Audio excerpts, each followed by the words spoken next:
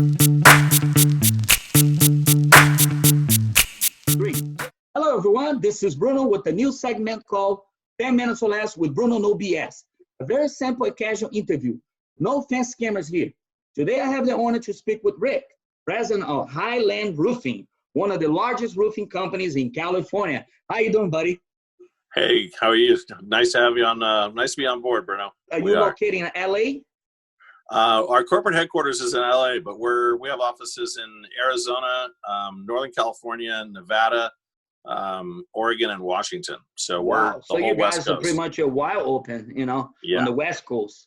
Yeah. When I was younger, I'm still young.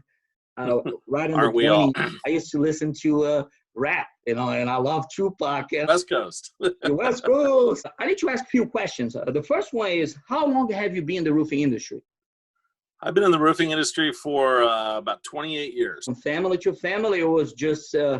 No, it was purely by accident. It was... I was actually working... I sold industrial food commodities, and I really didn't like the guy I worked for, and some friends had gone into the roofing industry, and they said, "Hey, just try it for the summer.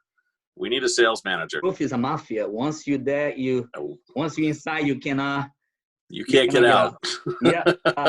No. When did you realize roofing would be a career for you? Because you used to work in the food industry, and then it was I don't know, it's probably 3 or 4 months into it. I really started getting, I started out, selling residential roofing, and I really enjoyed the people I worked with, and the pace, and the people that we sold to, and, just the fact that we were really helping them out. And, that's just kind of, I like helping people, and, I like seeing a project well done. And I liked that every job was different. It's all roofing, but every job's different. People are different. Conditions are different. Sales were taking off, and I was, it was probably still another couple of years before I realized I was never going anywhere else. But I knew I was in it for a while at that point.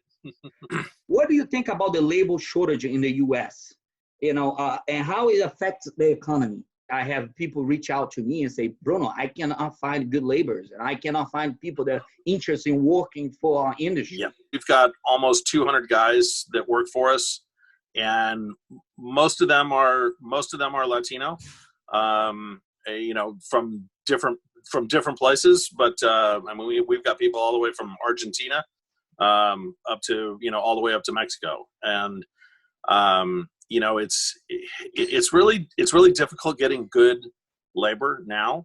A lot of people are afraid to, obviously all of our employees have to be legal.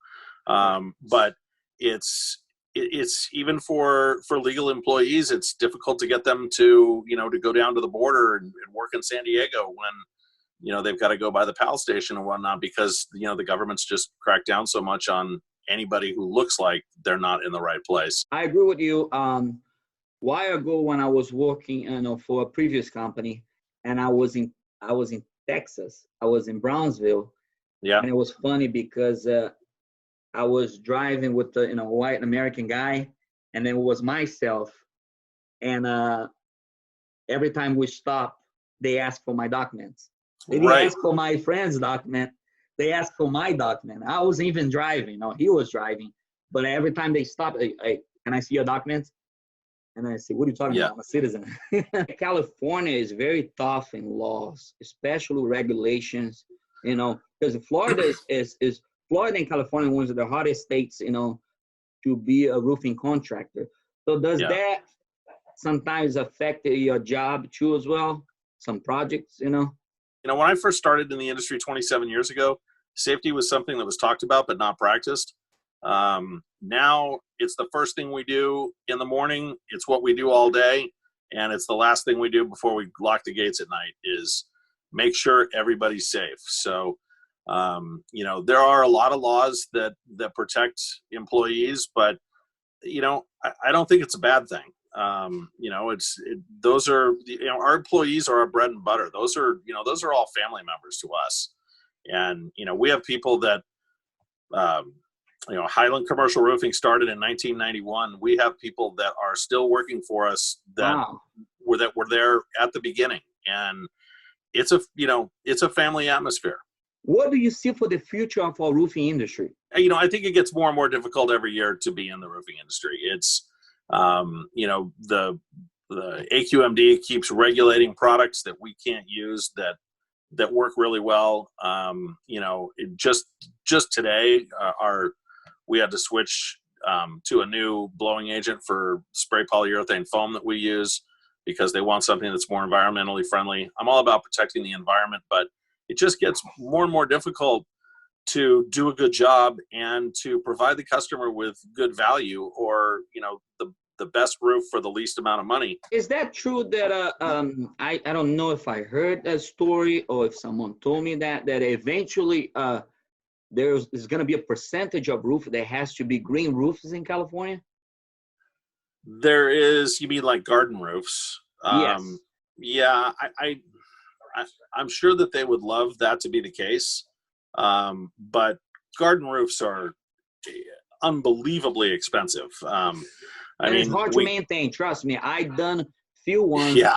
back when I used to work for Tremico, and it's like you feel like you're landscape too, not a roofer. You also landscape. Oh, absolutely, yeah. And the kind of the inconvenient truth, and we've done not a lot, but we've done quite a few garden roofs, and we were brought in by one of the studios to look at doing garden roofs. Well, the inconvenient truth is that buildings that were built in the 30s and 40s and 50s can't take the structural load that you would have to be able to take in order to put a garden roof on. And the other challenge is there's no fire code for garden roofs. So we were, a lot of the places where they wanted to put garden roofs in, they were either too heavy or the city wouldn't allow them to do it because depending upon what kind of vegetation they had, there's no fire code assembly that has been tested. So they weren't allowed to do that. It is a good idea, but I think we're not prepared yet to have green roofs. Is that what you think? I agree. Yeah. It's, green roofs are where we can put green roofs, in where they can be designed into infrastructure that is like, into shopping malls or into airports or into schools or, Class A buildings that are designed to last, 75 to 100 years, where the building cost is more, but the payoff is going to be over a longer period of time. It makes more sense to put something in that's going to, a roofing system in that's going to cost $50 to $75 a square foot. When you're building, a warehouse for Amazon, I mean, for packages to come in and out of, and no one's ever going to see that roof.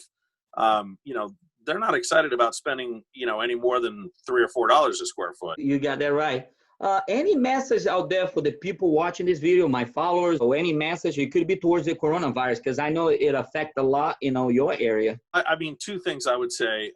The first is, obviously we've never been through anything like this before, but, I think the people that are going to come out of this the strongest are the people that are going to look at this time that they have to do like you're doing, to sharpen the sword, to get ready to cut when we're back to work, to stay in front of their customers and stay engaged and stay relevant.